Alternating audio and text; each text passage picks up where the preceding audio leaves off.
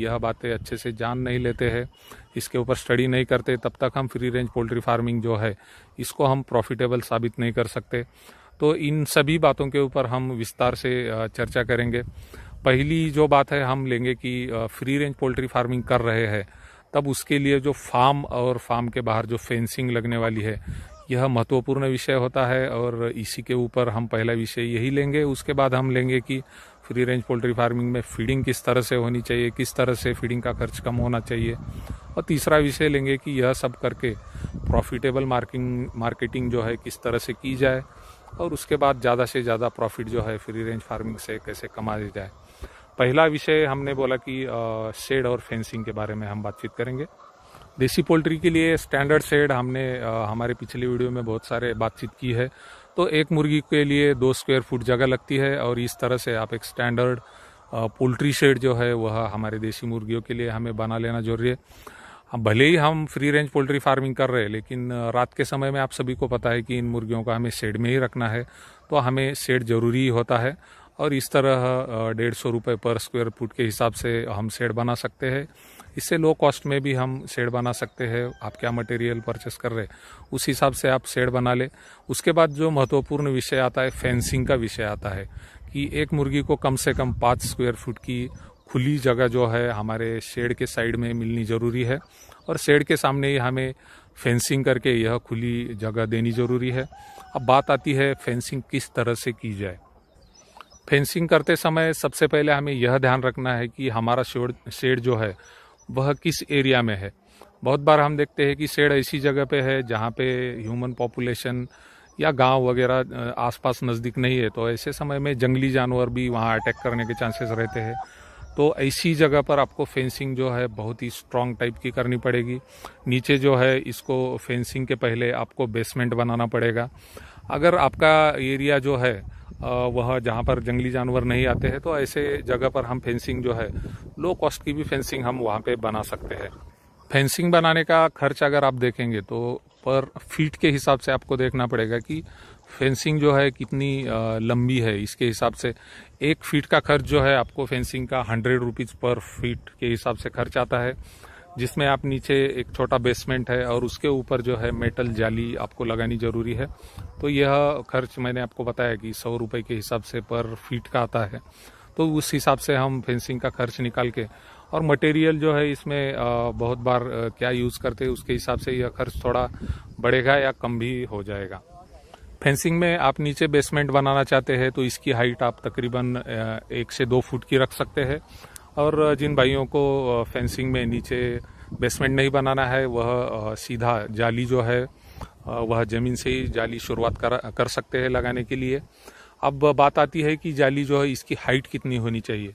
जाली की हाइट जो है मिनिमम 5 फीट की जाली होनी ज़रूरी है, और उससे ज़्यादा हम 5 फीट के ऊपर 6 फीट 7 फीट या 8 फीट तक की हाइट की जाली ले सकते हैं। मार्केट में अगर आप 5 से 6 फीट की जाली परचेस करने जाओगे तो रनिंग स्क्वायर फीट के हिसाब से इसका प्राइस 50 रुपये फीट से लेके 70 रुपये फीट तक मटेरियल के हिसाब से आपको यह जाली परचेस करने मार्केट में मिलेगी।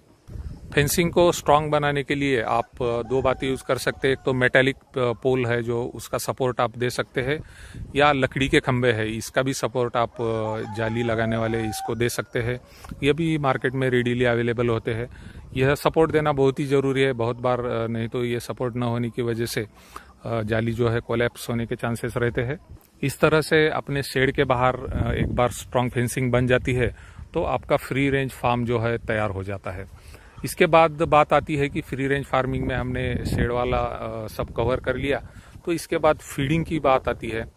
फ्री रेंज करने के पीछे एक बहुत बड़ा कारण है कि फ्री रेंज में जो है तो मुर्गियों को नेचुरल एटमॉस्फेयर मिले और उसके साथ ही हमारा फीडिंग का कॉस्ट कम हो। यह दोनों कंसेप्ट इसमें ज़रूरी होता है। नेचुरल एटमॉस्फेयर तो आप फ्री रेंज करते हैं तो उनको अल्टीमेटली मिल जाता है, लेकिन फीडिंग कॉस्ट कम करने के लिए हमें महत्वपूर्ण बातें कुछ ध्यान रखनी होती है। सबसे महत्वपूर्ण बात यह है कि फ्री रेंज में हमें फीडिंग कॉस्ट कम करनी है तो हमारे पास बहुत सारा green material, dry material, waste material यह अवेलेबल होना ज़रूरी है। यह अगर अवेलेबल नहीं है तो यह आप सब्जी मार्केट है धान्य मार्केट, ग्रेन मार्केट है जहाँ पे ग्रेन की ग्रेडिंग होती है। तो ऐसे अलग अलग मार्केट से आप वेस्ट मटेरियल जो है परचेस करके कम कॉस्ट में इसे फ्री रेंज में डाल सकते हैं। फ्री रेंज कंसेप्ट में हमने बहुत सारे किसानों को गलत तरीके से फ्री रेंज करते हुए देखा है।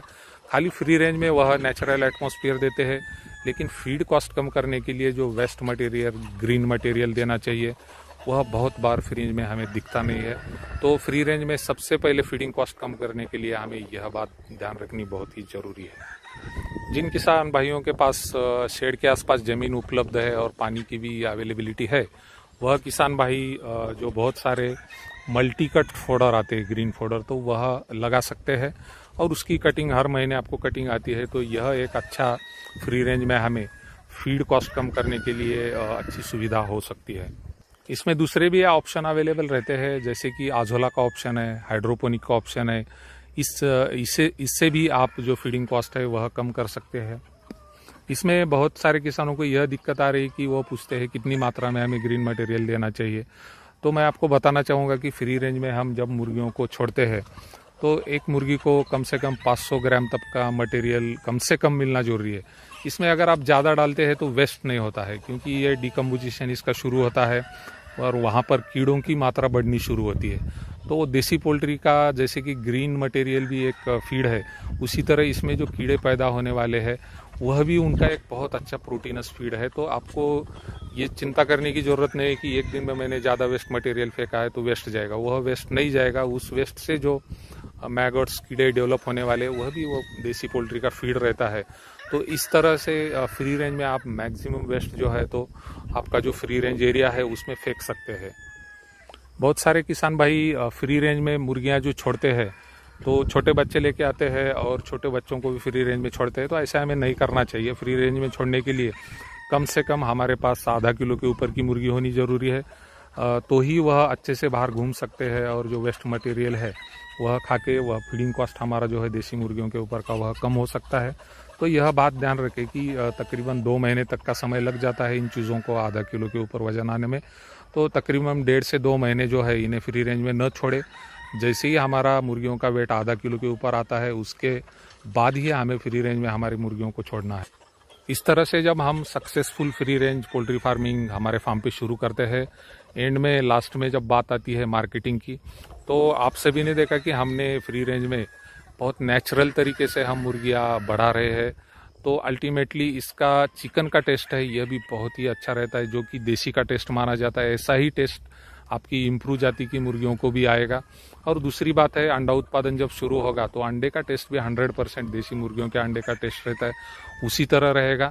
इसीलिए मार्केटिंग करते समय हमें यह ध्यान रखना है कि जो मुर्गी हम सेल कर रहे हैं उसका प्राइस देसी मुर्गी का ही प्राइस से सेल हमें करना है, और अंडे का प्राइस जो है वह भी देसी मुर्गी के अंडे के प्राइस से ही हमें यह सेल करना जरूरी है।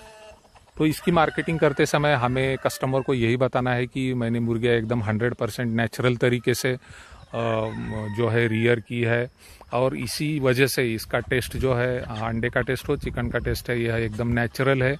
तो उस हिसाब से ही इसका प्राइस जो है रहेगा सेलिंग का। इस तरह आपको कस्टमर को कन्विंस करके आप अच्छा से अच्छा प्राइस जो है फ्री रेंज में मिला सकते हैं। इन सभी बातों के ऊपर आप अच्छे से गौर करके फ्री रेंज पोल्ट्री फार्मिंग शुरू करेंगे तो 100% किसान जो है हमारे वह फ़ायदे में रहेंगे और उनको अच्छा प्रॉफिट जो है तो इस फार्मिंग से ज़रूर मिलेगा। इस आशा के साथ ही हम मैक्सिमम किसान भाई जो है वह फ्री रेंज पोल्ट्री फार्मिंग में जुड़ेंगे और अच्छा काम करेंगे, यह आशा करते हुए हम यहाँ पर रुकते हैं। धन्यवाद।